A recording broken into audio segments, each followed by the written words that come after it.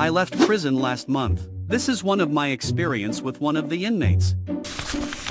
I spent a year in prison for vandalism after getting caught spray painting a government building. It was a stupid decision, and I got off relatively easy since I just turned 18. At first, I had my own cell by pretending to wet the bed, but they eventually moved me in with a cellmate named Mason. He was in for robbery. Mason was decent, and we got along well without getting too close, an unwritten rule in prison. To pass the time, I joined the art course. Most of the guys just played cards or fooled around, except for one inmate, Noah. He was older, maybe in his 40s, with a southern drawl. Noah spent all his time painting these hyper-realistic portraits of 4 young girls. One day, I complimented his work, and he told me, "They're my daughters, beautiful, aren't they?" He introduced himself and said he was in for the trade, which I assumed meant drugs. Over time, Noah and I talked more during art class. He lent me his paints and told me stories about his daughters, Casey, Marie, Annie, and Madeline. He seemed lonely and always skipped lunch. So one day, I invited him to sit at my table with Mason and a couple of other guys.